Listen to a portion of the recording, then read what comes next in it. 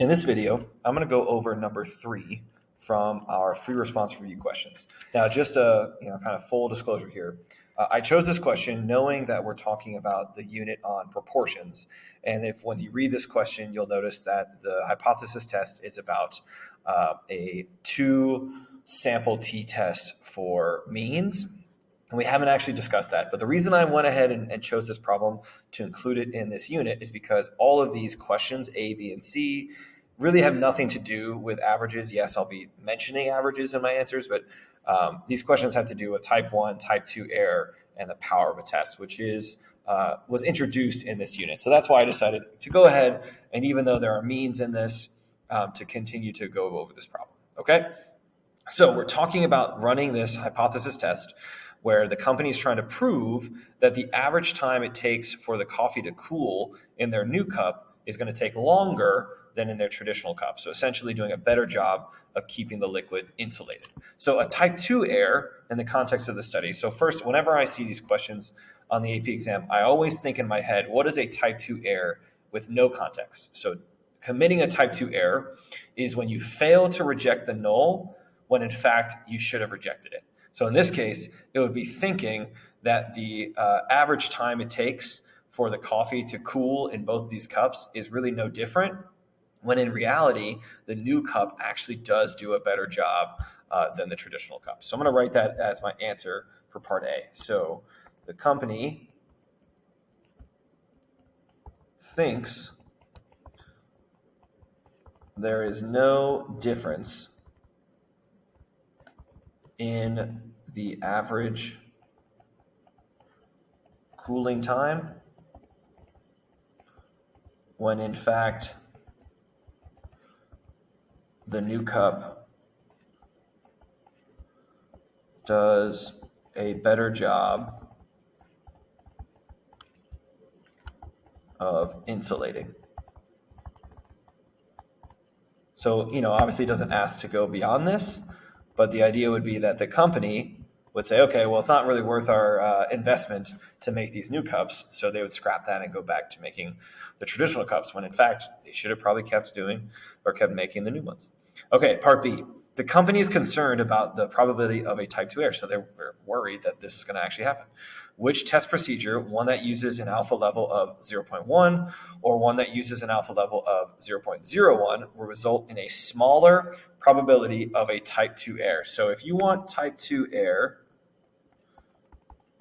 to go down, right, or be smaller, then type 1 error would need to go up, right, because they're inversely related. There's that push and pull, that tension between the two.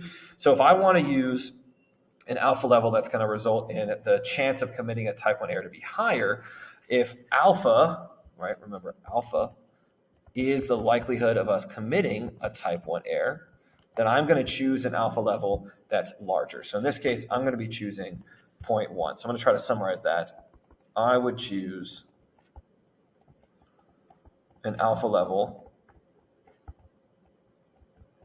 of 0.1 because this would mean my likelihood of committing a type 1 error is higher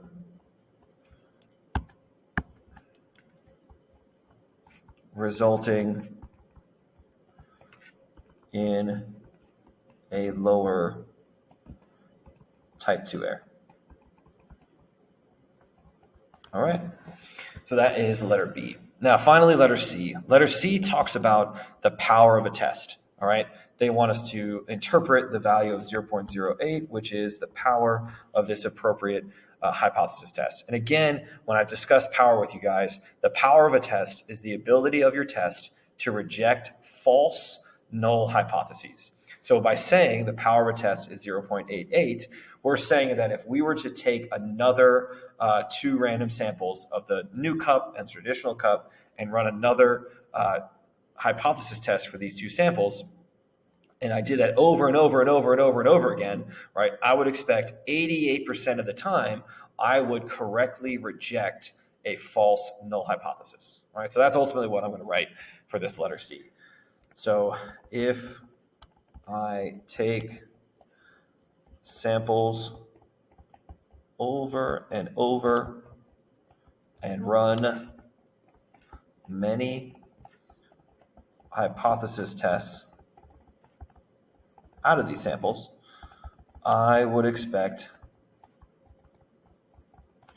to reject, I would expect 88% of these hypothesis tests to correctly reject false null hypotheses.